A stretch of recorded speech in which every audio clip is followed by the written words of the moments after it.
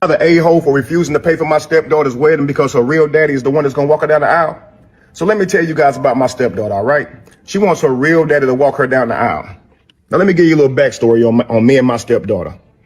She just graduated from university, which I paid for. Now, she went to an in-state university, but it still cost me about $40,000. Now, I also bought her a car. I bought her a car straight after high school. That way she could go back and forth to school. I bought her a car. She still lives with me and her mother. She does not have a job.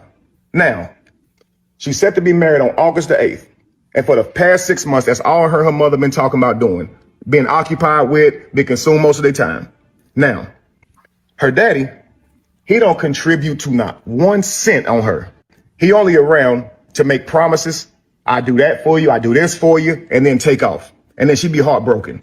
But she adores her father, right? So now, the crazy part about it is, when I check the invitations, they don't even have my name on them. They have her real daddy and her on the invitation that I paid for. I paid for these invitations.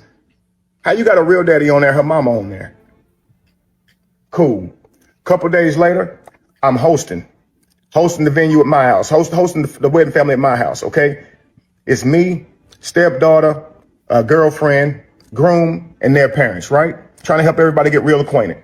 Then a surprise guest shows up, my stepdaughter's real daddy. And I'm like, you know what? Cool. He probably just coming to the wedding, right? But tell me why my stepdaughter proceeds to stand up and announce that her real daddy is giving her away at the wedding. What? The wedding that I'm paying for, in my house, the daddy don't do nothing for you, is giving you away? So I took that time to stand up and give a toast as well. I said, I owe the groom and the bride a deep debt of gratitude because they have opened my eyes tonight. Oh, everybody at the table was just smiling. They have let me know that my position in this family is not what I thought it was. Oh, you should have saw the frowns, man. Now they mad. It done got serious. I let them know I am not the godfather or, the head of the family that I thought I was, the loved one that would be seeked out in times of need. Nah. I realized I'm an ATM. Yeah.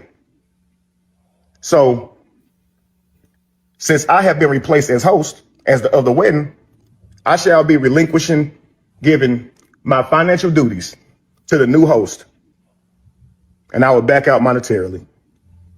This man has every right to feel the way that he feels and to remove his money. Being a stepdad is only beneficial to the kid and the woman. The only way that it could be beneficial at all to the man involved in the equation is if he's getting the respect that should come with doing that job. Absent that respect, it is a bankrupt industry from the start. When I get married to a woman with kids, if the kids keep calling me Tuck or my name, my first name, that's disrespectful. How? Can I tell her that them your kids? Well, that's what you introduce yourself to them as. That's what they know you as. No. It's on her to then change their pattern. If y'all are married, right? What do you want them to call you? Dad. You can't tell me to be a father to those kids and not be respected as one. I agree with it. So like when you I got cannot, married, because if you believe that, I can say them your kids. So when we have kids of our own, I can treat them differently, right? No, you can still be respected as a father figure and still be called by your name. Like my uncle, I called him Jay since I was a little baby, and my stepdad, I call him Tom because that's what my mom and him discussed. That shit was disrespectful. Just because you do it don't mean it won't disrespectful.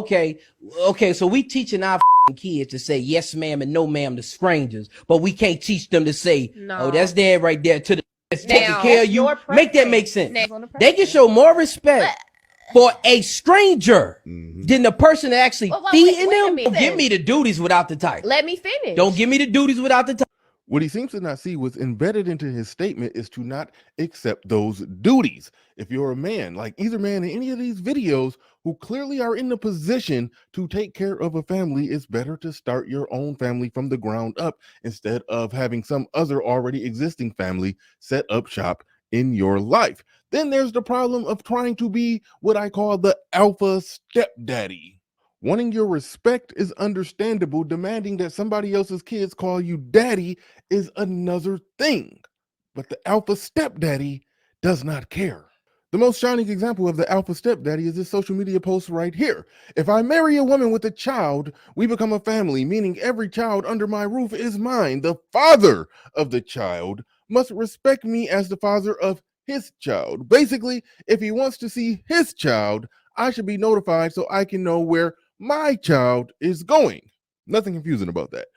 And I should be told if the child is not coming back and what time will the child be back. And I expect the mother to understand and be on board with this.